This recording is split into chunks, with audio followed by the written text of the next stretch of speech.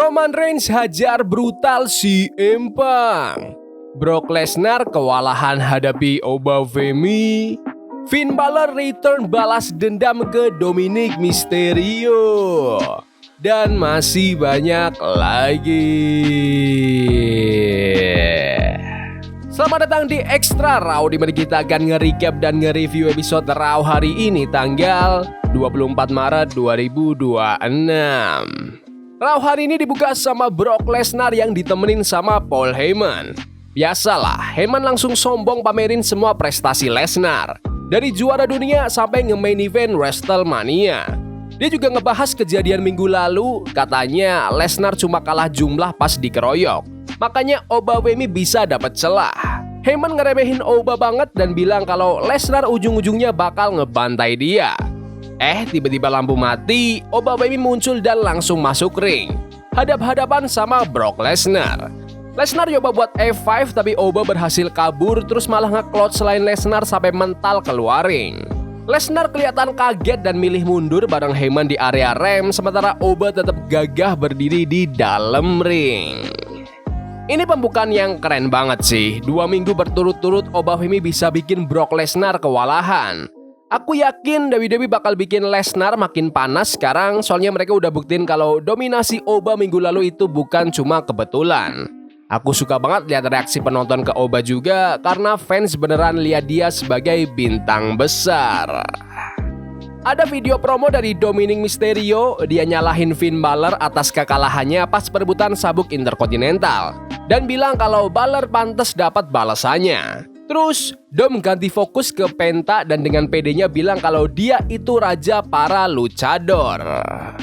Lanjut ke pertandingan gelar World Tag Team antara The Usos lawan The Vision, Austin Theory dan Logan Paul. Jey Uso sama Austin Theory yang mulai duluan dan awalnya Theory sama Logan sempat megang kendali. Tapi pas abis iklan, Jimmy Uso berhasil bangkit dan kasih napas buat timnya. Pas di akhir-akhir, Theory curang dengan ngelepas busa pelindung ring, tapi momentum berubah pas Jey Uso malah berhasil nge-spear dia. Logan Paul nyoba ganggu dari luar, tapi tiba-tiba LA Knight muncul dan langsung ngehajar Logan biar dia nggak ganggu lagi. Knight diam-diam masukin brass knuckles itu ke ring, Jey ambil itu barang, Jey yang kesel malah sekalian aja ngehajar Theory sama Logan pakai brass knuckle itu. Tapi sialnya ketahuan wasit, langsung deh didiskualifikasi. Pertandingannya oke lah selama berlangsung, tapi hasilnya emang sengaja buat mancing rematch yang menurutku nggak masalah sih.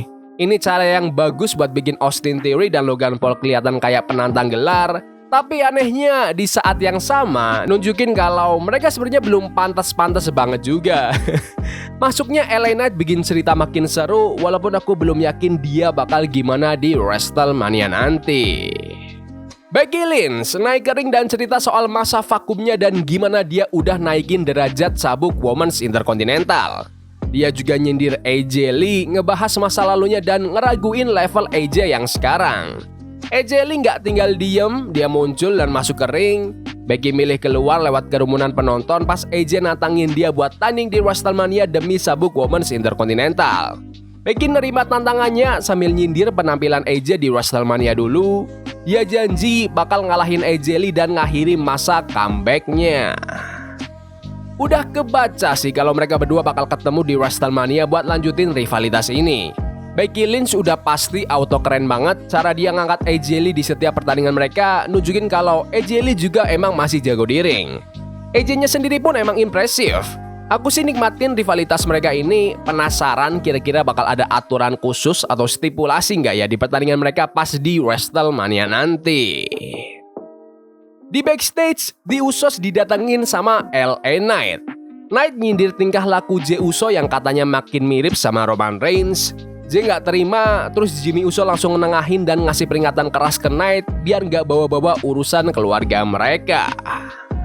Lanjut ke pertandingan antara Grayson Waller lawan si anak muda Javon Evans. Grayson sempat dominan di awal, tapi Javon balas pakai serangan-serangan yang lincah banget. Ada Kofi Kingston juga di pinggir ring, tapi dia nggak ikut campur walaupun Grayson terus-terusan minta tolong ke dia. Pas momen penentuan, Grayson coba nyerang dari tali atas tapi digagalin Javon pakai top rope hurricanrana. Javon langsung lanjutin pakai OG Cutter untuk memenangkan pertandingan. Pertandingan mingguan yang asik ditonton. Emang ada beberapa gerakan yang agak kurang mulus, tapi bagusnya mereka cepat banget balikin suasananya jadi seru lagi. Grayson Waller emang jago bikin lawan kelihatannya oke. Semoga Javon Evans sehat terus ya, biar bisa konsisten main kayak gini terus. Paul Heyman nemuin Adam Pearce, GM Raw di backstage dan minta pertandingan street fight buat gelar tag team antara The Usos lawan The Vision di Madison Square Garden minggu depan.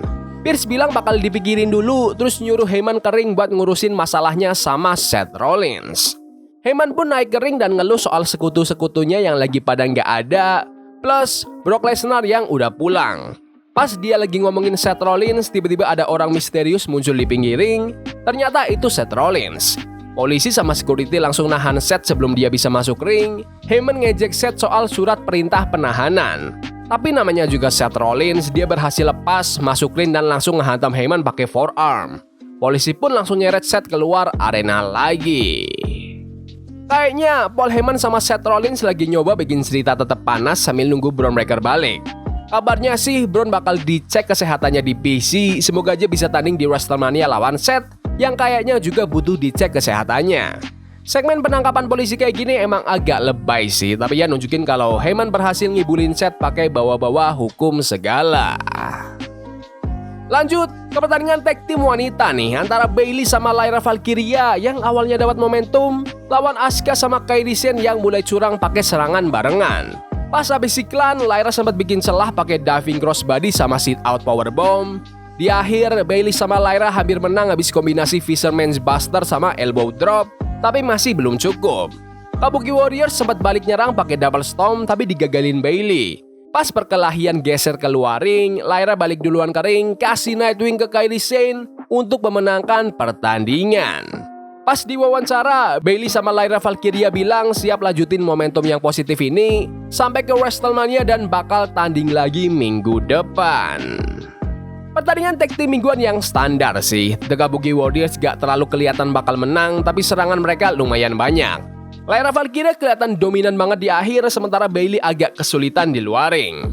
Ada cerita menarik nih soal Bayley yang pengen banget masuk WrestleMania. Kayaknya kalau mereka menang terus, bisa dapat tuh jatah tanding buat gelar tag team nanti. Penta, sang juara Intercontinental lagi asik ngobrol sama IShowSpeed, Dragon Lee, dan Adam Pearce. Terus Danhausen datang mau ikut-ikutan tapi ditolak. Akhirnya dia malah ngutuk IShowSpeed sebelum dia menghilang. Asuka marah-marah ke Kairi Sane gara-gara kalah tadi. Terus Iosuke datang buat nenangin Kairi. Tiba-tiba Raquel Rodriguez muncul nantangin Io buat tanding minggu depan, dan Io pun setuju. Masuk ke pertandingan gelar Intercontinental Championship antara Penta melawan Dominic Mysterio. Dominic Mysterio sama Liv Morgan baru mau keluar, tiba-tiba Stephanie Vaquer nyerang Liv dari belakang. Mereka berantem hebat sampai harus dipisahin petugas. Pas berantemnya geser ke arah backstage. Liv pun akhirnya bisa lepas pas suasana mulai terkendali. Habis itu baru deh fokus ke ring buat perebutan sabuk IC. Dom langsung nyerang Penta sebelum bel bunyi biar dapat keuntungan, tapi Penta berhasil bangkit dan balas pakai serangan-serangan andalannya. Pas sudah mau selesai, Dom sempat nge-619 habis dapat bantuan gangguan dari JD McDonough. Pas Dom mau loncat buat frog splash, gantian Finn Balor datang dan nyerang JD di pinggir ring. Dom pun bengong, Penta langsung manfaatin momen itu buat balik keadaannya dan menangin pertandingan. Habis tanding, Balor masuk ring dan ngehajar Dom habis-habisan. JD nyoba bantuin tapi malah ikutan kena sikat. Dom kabur lewat area penonton, sementara JD kena coup de grace dari Finn Balor. Pertandingan yang bagus kayak biasanya, soalnya Penta sama Dominic ini udah sering ketemu setahun belakangan. Aku sebenarnya nggak terlalu suka ending yang keganggu suara musik atau gangguan luar gitu, tapi ya emang udah ketebak sih, soalnya Finn Balor minggu lalu nggak ada. Jadi jelas dia balik buat balas dendam.